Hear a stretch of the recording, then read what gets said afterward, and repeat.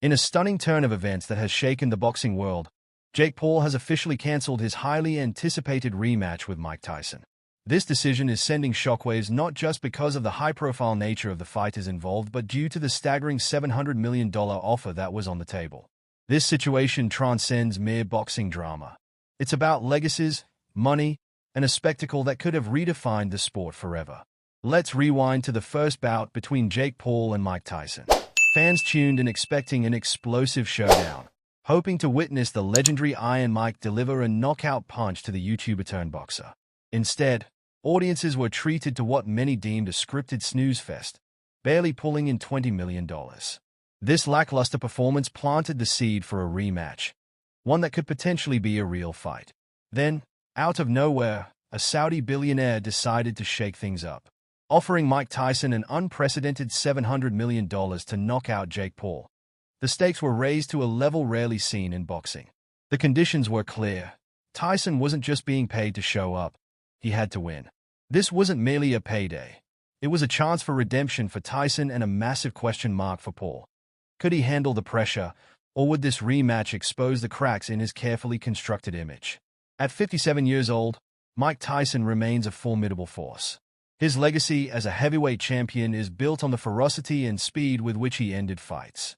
A man known for decimating opponents, Tyson wasn't coming to this rematch to play games. With $700 million fueling his fire, he was prepared to remind the world who he truly is. On the other hand, Jake Paul has built his boxing career on a foundation of controlled chaos. Every opponent, every fight, has been meticulously calculated. For Paul, the ring is a platform to grow his brand and maintain his spotlight, not just a battleground for legacy. When the stakes changed with Tyson emerging as a genuine threat, Jake's game plan began to unravel. The billionaire's role in this saga is equally captivating. He didn't merely throw money around. He also stirred the pot by dredging up one of Tyson's infamous past losses. The message was clear. If Tyson could lose for money, why couldn't he win for it? This psychological maneuver hit hard for Tyson, transforming the match from a monetary opportunity into a deeply personal challenge. For Jake Paul, the prospect of facing a man renowned for his knockout power and legacy was daunting. A loss wouldn't just dent his record, it could shatter his carefully curated image.